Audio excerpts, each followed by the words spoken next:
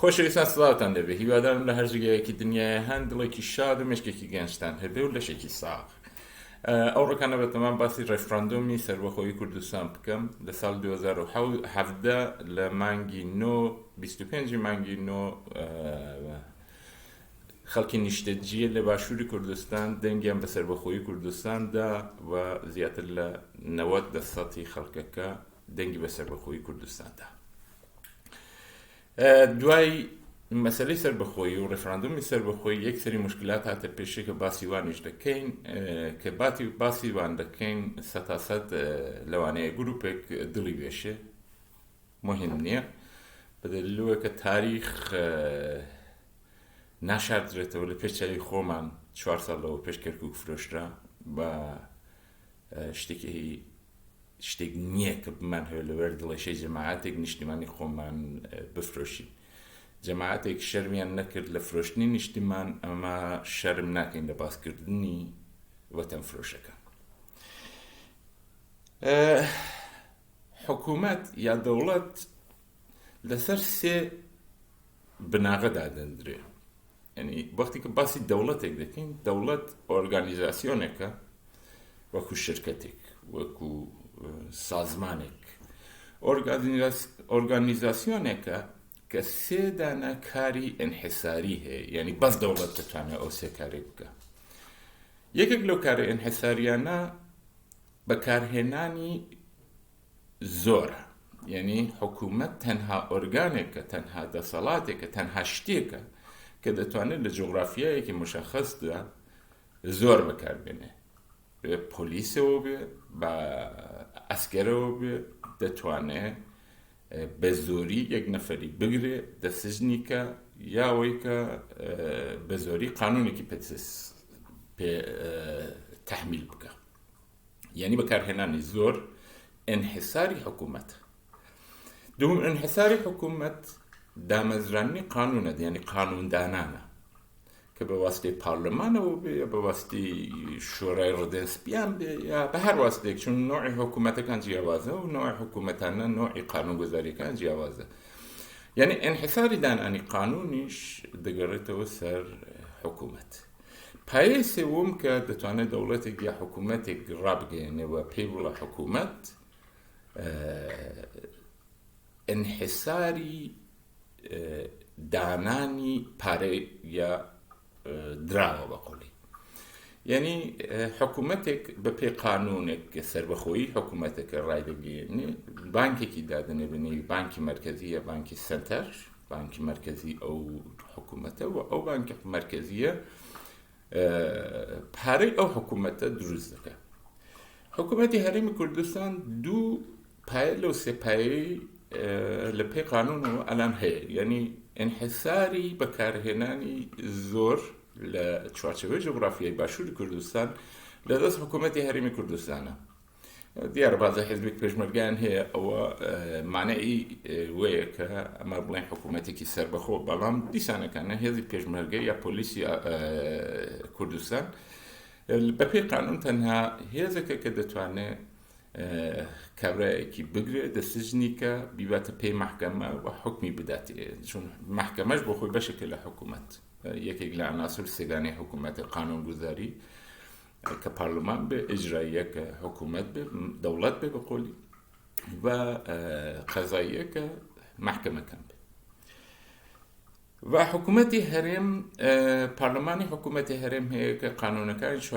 جوغرافیای حکوومەتی هەرێم دادەمەزرێنێ. بەس ماوەتەوە پایەی سێوەمی بۆ دامەزرانی حکوومەتی سەربەخۆ، ئەویش چاپکردن و بڵاوکردنی پارەی سەر بە حکوومەتی خۆیەتی. دیارە کە حکوومەتی عێراقی زۆری فشار بۆ دێنە بۆ ئەو کارەی موچەی نادا، بەڵام بۆ خۆشم نازانم بۆچی حکوومەتی هەرێم دەست پێ ناکە بۆ ئەو کارەی، ڕاستیەکەی نازانم. هیوادارم ڕۆژێک دەست پێ بکە بۆ ئەو کارەی و بەڕاستی حکوومەتێکی سەربەخۆ بی. بەڵام ئەمە ڕێفراندۆمی سەربەخۆیی کوردستان چ نقاتی زعفێکی هەبوو، چ نقاتی قووەتێکی هەبوو، لێرە ئشارەیەکی پێ دەکەم. نقاتی زعفەکەیەوە بوو بەشێک لە هێزە سیاسیەکانی مۆجود لە چوارچێوەی جوغرافیای سیاسی باشووری کوردستان مخالفی و ڕێفراندۆمە بوون دیانکو زووە و بەشێک لە دەوڵەتەکانی دەوروبەر و دەوڵەتەکانی وەکو ئەمریکا پێیان وە بوو کە ئەلان وەختی ڕێفراندۆم نییە بەڵام ئەوەی کە دیگەران تەسمیم دەگرن بۆ مەیامە تەسمیم دەگرین بۆ خۆمان ئەوە بەشێک لە مەسەلەی سەربەخۆیی و ئەمن پێم وایە بنەماڵەی بارزانی یا جەناب سەرۆکی بارزانی ئەگەر لە تەواوی ژیانیدا هەر خدمەتێکی کرد بێ لایەک ئەو ڕێفراندۆمی کوردستانە ڕێفراندۆمی سەربەخۆیی کوردستان لایەک خدمەتەکە ئەوەندە گەورەیە بەدەلیلەوەی کە ما لە داهاتوودا لە زۆر جێگایان وەکو کەرکووک مەسەلەی کەمینەکان و مەسەلەی وەی کە ئایا سەر بە کوردستان یا سەر بە کوردستان نییە لەوێ دێتە پێشێ وە لەوێ لەباری حقوقی ناونەتەوەییدا سێ چوار مەسەلە هەیە کە لەوێ دەچین پەنای بۆ دەبین بۆی کە ئیسبات بکەین ئەو شارە شارێکی کوردیە یا شارێکی تورکمانیە یەکێک لەو شتانە هەڵبژاردنەکانی پێشوویە یعنی چاو لە دەکەین بزانین لە دەورەی مەسەلەن دەڵم لە دەورەی سەدامێدا لە کەرکووکە چەند کورد چۆتە پارلەمان لە ئورومیە کە مەسەلەن ڕزایەک لە ئێرانەیە و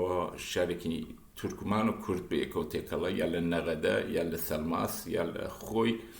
ئەوانە چاو لە دەکەین بزانین چەند کورد دەنگی هێناوەتەوە چەند نەفەر مەسەلەن لە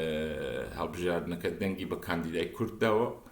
ئایا کاندیدا کوردەکە ڕێی هێناوەتەوە یان نەهێناوەتەوە مەسەلەن ئەگەر ڕێیەکەیکی باتڵ بوو بێ دیسانەکانە هەرچاو لەوەی دەکەین کە بزانین کورد لەوێ دەنگی هێناوەتەوە یا دەنگی پێدراوە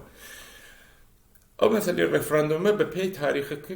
کەرکووکی ئۆتۆماتیک کردە بەشێکی کوردستان چونکە کەرکووکیش بەشێکی زۆر دەنگیاندا هەتا تورکمانەکانیش بەشێکیان دەنگیاندا بە سەربەخۆیی کوردستان ئەوە ئۆتۆماتیکە ما کەرکووک دەکاتە بەشێکی کوردستان کە کەس ناتوانێت حاشای لێ بکە بە پێی تعریبکردن یعنی عەرەبکردنی کەرکووک لە دۆرەی سەدام حوسێن ترسی وەی هەبوو کە کەرکووک لە کوردستان جیابێتەوە ئەو ڕێفراندۆمە ئەو مافەی نەدا و گەورەترین خزمەت بوو کە کردی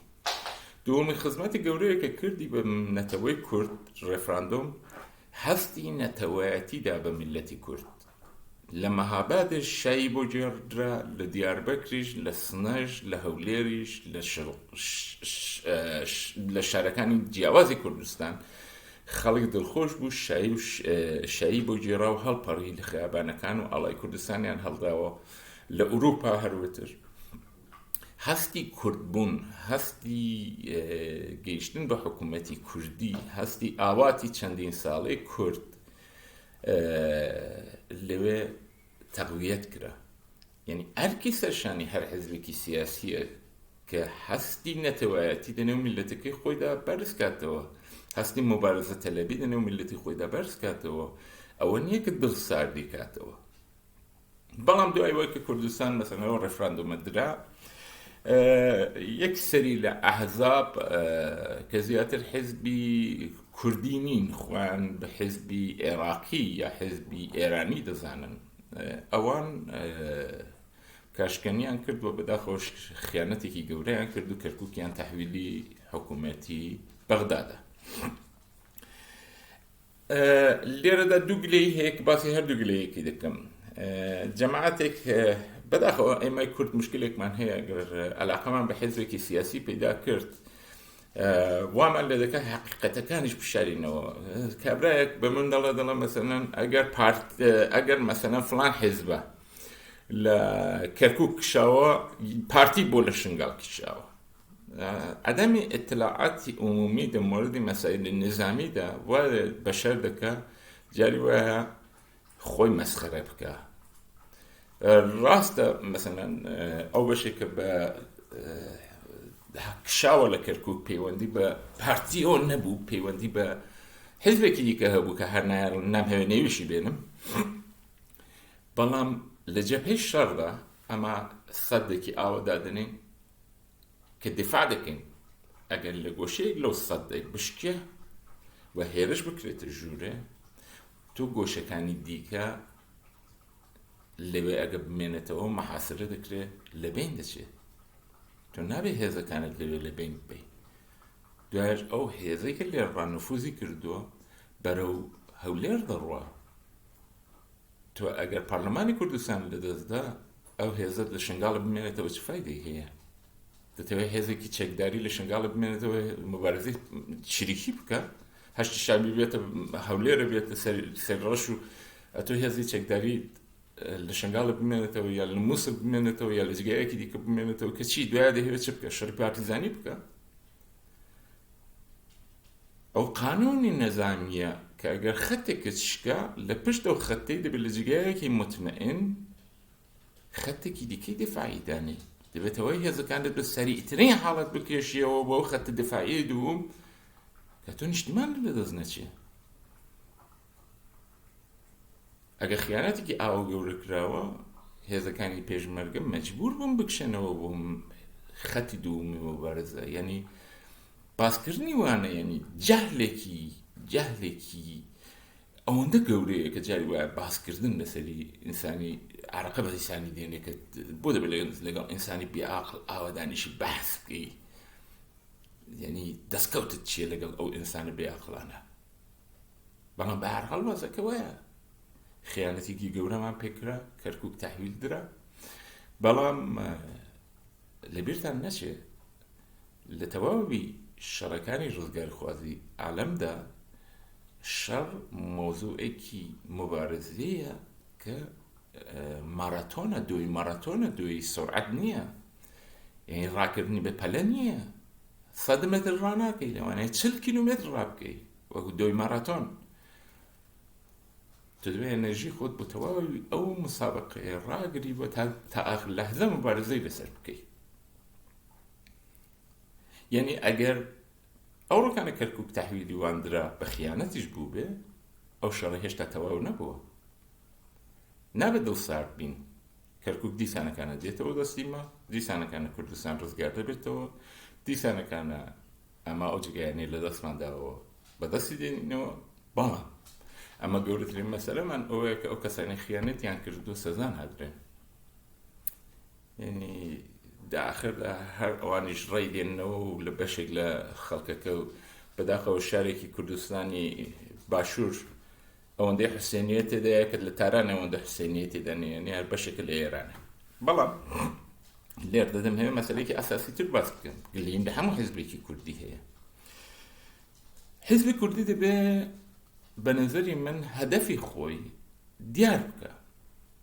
ئایا هەدەفی ئەوەیە کە پارچەیەک لە ئێران بێ پارچەیەک لە عێراق بێ یا پارچەیەک لە تورکیە بێ یا ئەوەی کە دەیەوێت حکوومەتێکی سەربەخۆی کوردی دانێ ئەگەر دەتەوێت پارچەیەک لە ئێران بی یا پارچەیەک لە عێراق بی تۆ اشتباهێکی زۆر گەورە دەکەی کە خەڵکی غیرە کورد ئەندامەتی حیزبی خۆت ڕاناگری چۆن تۆ دەبێت پارچەیەک لە ئێران بی تۆ دەبێت دەسەڵات لە تارانەوە دوایکەوی تۆ دەسەڵاتی مەهابادت بۆ چییە تۆ دەبێت دەسەڵاتی تارانەوە دوایکەوی تۆ ئەگەر واقعان وە دەیت دەسەڵاتی لە ئێرانێدای لە جۆگرافیای سیاسی ئێرانێدای تۆ ئەگەر واقعان لە دوی دەسەڵاتێک لە جۆگرافیای سیاسی عێراقیدای تۆ دەبێت نوێنەر لە بەسرەش هەبێ تۆ حیزبێکی سەراسەری بی بەڵام ئەگەر نادەتەوێت سەربەخۆی کوردستان ئامانجدە تۆ لە هەڵبژاردنەکانی ئێران چت بە دەمۆکراسی داوە تەناقزێکی زۆر گەورە هەیە دەنێو حیزبە کوردیەکاندا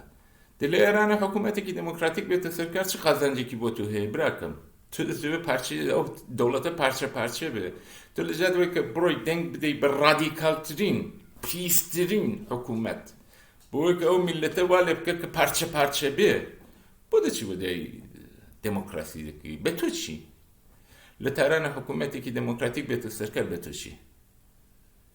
باشترەوە نییە یەکێک بێتە سەرکار کە ئەو حکوومەتەوەندە قەت و جنایەتی تێدا بکە کە خەڵک لێ وەڕاست بێ و بیرروخێنە و پارچەی بکە بە تۆ چی مشکلی ئاساسیمان لەگەڵ سیاسەتمەدارانمان دەنێو حیزبەکاندا ئەوەیە کە ئامانجیان دیار نییە ئامانجتانەکە سەربەخۆیی کوردستانە بەنگۆ چ رەبتێکی هەیە لە بەغدایە چێ لە سەرکارە جنایەتکارترین حکوومەت لە بەغدا دەبێت بێتە سەرکار وێ ئەوە دەبێت تەبلیغ بکەم بۆوی جنایەتکارترین حکوومەت دەبێت لە ئەنکەرە بێتە سەرکار ئەردۆغان دەبێت بێتە سەرکار و شەڕی ئیسلامیەکان و لایکەکان بێتە پێشێ و ئەسکەر چەک هەڵگرە لێک بدە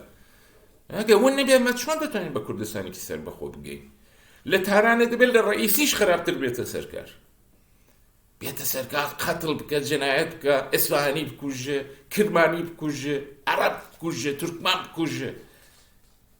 کەگەر ئەوانەی کرد خەڵکەکە بۆ ڕەز بێت چەک بگرێتە دەستی و شەڕینی خۆی بێتە پێشی و هەڵوەشێتەوە ئەو جغرافیە سیاسیە دەنا لە تارانە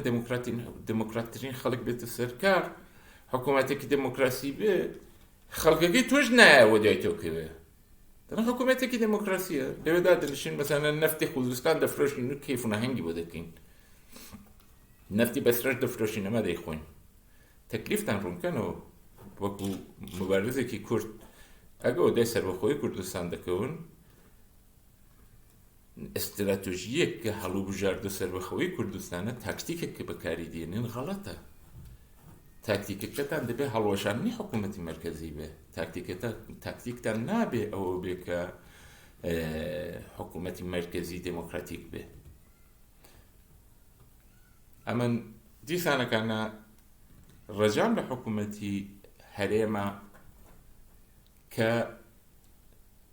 خائینەکان نەبەخشێ ڕەجام لە حیزبە سیاسیەکانەوەیە کە ئامانجیان دیار بکەن ئەگە ئامانجیان سەربەخۆی کوردستانە تاکتیک بۆ گەیشتن بە سەربەخۆی کوردستان بەکاربێنن تاکتیک بۆ دموکراسی بەکارنێنن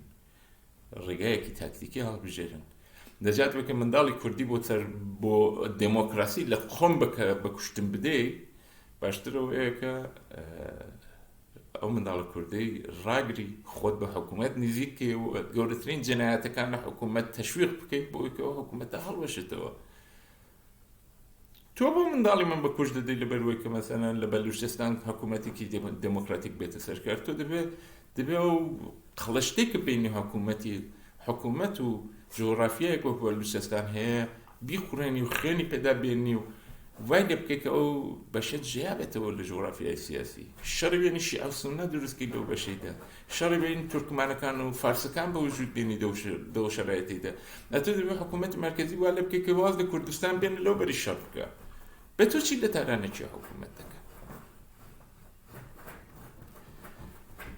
هیوادارم ئەو بەحسانە بەدڵتان بێ بەحسانی کە دەیکەم بەحسی خۆشی و شایی و گۆرانیکردن و داستانی خۆشگێڕان نییە دەزانم کە زۆر کەس حەزی لێنیە لەو بەحسی فکریانە ئەو بەحسی فکریانێکە من دەیکەم بەشێکیان من حەزم بە کتێب خوێندنە کتێب زۆر دەخوێنمەوە بەشێکیان دەگەڕێتەوە سەر ئەو شتانێکە لەو کتێبانە فێری دەبم بەشێکیش دەگەڕێتەوە سەر ئەو شتانێک بۆ خۆم فکری لێ دەکەمەوە دیار لە کتێبەکان نەمخوێندێتەوە ناڵم نییە لە کتێبەکاندا مانایەوەی کە من هێشتا کتێبەکەم دەست نەکەوتو کە فکری یەکی دیکە بخوێنمەوە هیوادارم بەشداری بکەن لە بەحسەکان بۆی کەم شت لنگۆ فێر بم خۆ هەموو کتێبی دنیای ئەمن ناخوێنمەوە بەشێک لە کتێبەکانیش ئێوە خوێندوتانەتەوە دەتوانن یارمەتیم بدەن ڕاهنماییم بکەن من ئەو کتێبانێکە ئێوە پیشنهاد دەکەم بخوێنمەوە ئەمیش فێر بم لە بریتان نەچێت بۆ خەڵکی دیکەش بنێرم بۆی کە تێداد بازیت کۆنندەکان زۆر بە ئەمیش شت فێر بن ئێوە شت نانووسن نەوانەیە یەکی دیکە شتێک بنووسێ کە بە دڵم بێت ئەمن فێر بم شتێک دەست و خۆش بێ سپاس و دەکەم هیوادارم سەرم نەیەشان بن شەو ڕۆژێکی خۆش